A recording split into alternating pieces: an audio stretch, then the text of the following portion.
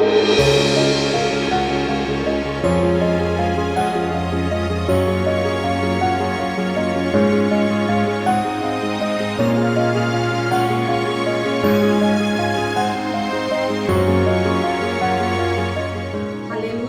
அதிகாலையில் நாம் பரிசுத்தரின் வார்த்தை நாம் தியானிக்க இருக்கிறோம். இந்த நாளிலே கூட நீதிமொழிகள் 12வது அதிகாரம் 25வது வசனம்.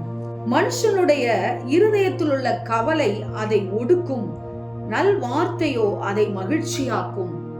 ஆம் தேவ ஜனமே, மனுஷன் நாம் படுகிற கவலை இருதயத்தை ஒடுக்குகிறதாக, நம்மை ஒடுக்குகிறதாக, வியாதிகளுக்கு காரணியாக இந்த கவலை இருக்கிறது. எனவேதான் இயேசு கிறிஸ்து சொல்லுகிறார், கவலைப்படாதிருங்கள், எதை குறித்தும் நீங்கள் என்ன செய்ய வேண்டாம், கவலைப்பட வேண்டாம் என்று சொல்லுகிறார். ஆனால் மனிதனாய் இருக்கக்கூடிய நமக்கோ ஒவ்வொரு நாளும் ஒரு காரியத்தை குறித்து, தேவையில்லாத காரியங்களை குறித்து கவலைப்பட்டு நம் வாழ்க்கையிலே வியாதிகளையும் வேதனைகளையும் சுதந்திரித்துக் கொள்ளுகிறவர்களாய் இருக்கிறோம். நாம் ஒன்றை குறித்து தான் கவலைப்பட வேண்டும்.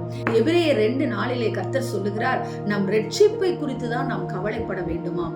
ஆம் தேவஜனமே, இயேசுவின் இரத்தத்தினால் உண்டாகின விடுதலையை குறித்து, நமக்கு அவர் பாவி என்று ஒரு முத்திரை போடாமல் நீதிமான் என்ற முத்திரையை போட்டிருக்கிறாரே, அதை விட்டு வழுவி போகாதபடிக்கு அந்த ரட்சிப்பின் பாத்திரத்தை கையில் எடுத்து வசனத்தின்படி நடக்கிறவர்களாகவும், வார்த்தைக்கு விட்டு கொடுக்கிறவர்களாகவும், கீழ்ப்படுகிறவர்களாகவும், தேவ சத்தத்தை கேட்கிறவர்களாகவும் இருக்க வேண்டும் என்று சொல்லி அதை குறித்து நாம் கவலைப்பட வேண்டுமே ஒழிய மாறாக தேவையில்லாதவைகளை குறித்து நாம் கவலைப்படக்கூடாது. உணவுக்காகவோ, உடைக்காகவோ, உறைவிடத்திற்காகவோ, எதிர்கால காரியங்களுக்காகவோ எதற்காகவும் கவலைப்பட வேண்டாம் என்று சொல்லுகிறார். யாரால் அப்படி இருக்க முடியும்? எதை குறித்தும் கவலைப்படாமல் யாரால் இருக்க முடியும் என்று சொன்னால், தேவனை தன் சொந்த இரட்சகராக கொண்டிருக்கிறவர்களால் மாத்திரமே. எதை குறித்தும் கவலைப்படாதபடிக்கு என் தேவன் ஏற்ற வேளையில் எனக்கு எல்லாவற்றையும் செய்து முடிப்பார் என்ற விசுவாசம் நமக்குள் வந்து சேருகிறதா இருக்கிறது தேவஜனமே. எனவேதான் கர்த்தர் இந்த நாளிலே சொல்லுகிறார், ரட்சிப்பை குறித்து, நான் உங்களுக்கு என்னுடைய இரத்தத்தை சிந்தி சம்பாதித்து கொடுத்த ரட்சிப்பை குறித்து நீங்கள் கவலைப்படுங்கள். உலக காரியங்களுக்காக கவலைப்படாதிருங்கள். உலக காரியங்களுக்காய் கவலைப்படுகிற பொழுது அது உங்களை ஒடுக்கும். நல் வார்த்தையான தேவ வார்த்தையோ உங்களை மகிழ்ச்சியாக்கும் என்று சொல்லுகிறார். எனவே கவலையை தூக்கி போடுங்கள், சந்தோஷமாய் இருங்கள். தேவ சத்தத்திற்கும் தேவ வார்த்தைக்கும் கீழ்ப்படிந்து நடங்கள். உங்கள் வாழ்க்கை ஆசீர்வாதமாக இருக்கும். ஆமென். ஸ்தோத்திரம்.